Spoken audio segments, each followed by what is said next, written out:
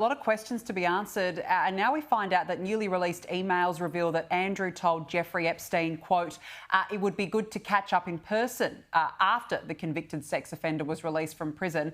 Look, I've got to say, it just gets worse and worse, Russell, and it comes as Andrew faces pressure to come clean and speak to a congressional committee investigating Epstein as well.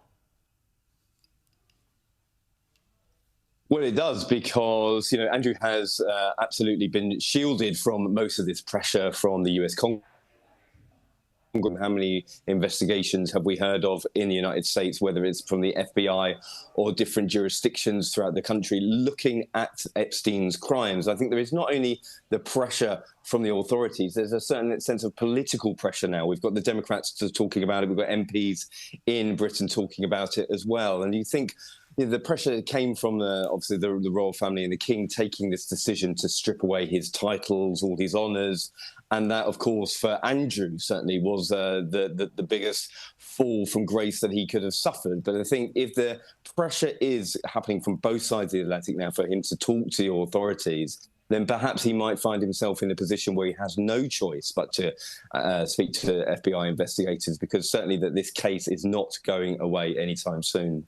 Well, you talk about falling from grace, so we should talk about Sarah Ferguson. She's going to have to find her own home after she and Andrew were told to leave the Royal Lodge. Where does she sit in all of this, and what's her future look like?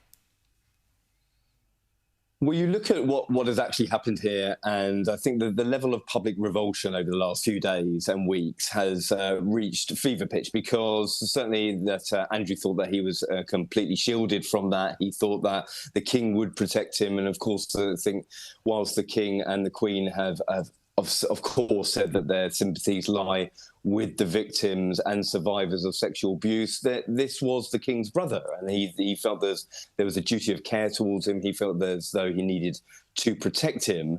But then reports of Fergie certainly asking for somewhere else to live after she was stripped of her Duchess of York title. The public were not certainly happy with that. There were certainly calls for her to stand on her own 2 feet. Why on earth was she still living in a royal residence, even though she's been divorced from Andrew for 30-odd years? So, Fergie has a very successful career on the back of her publishing life.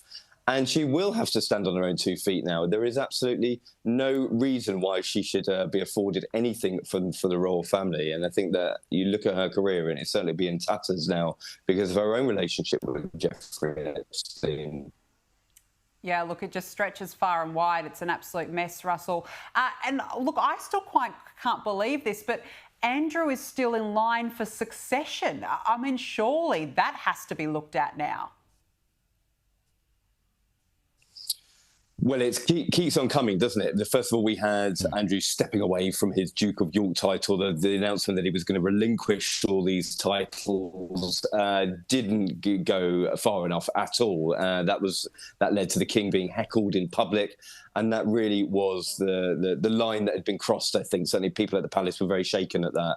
They thought that if this was to continue, where was the limit? We have Remembrance Sunday coming up. Could there be a situation where the king was going to be heckled at Sandringham alongside other members of the royal family? It wasn't enough the action that he'd been taking, saying that Andrew couldn't come to spend Christmas with the rest of the royal family. It wasn't enough that stripping him of his Duke of York title. People wanted action. And I think that when you look at where Andrew sits in the line of succession, of course, yes, it's very, very unlikely that he would ever be in a position to take the throne. But I don't think people have had enough say in this, and the king had certainly listened to them when he was being heckled in public. So perhaps this is the next step that the king will have to look at. He's certainly taken steps when the public have called for it, and perhaps this will be another one.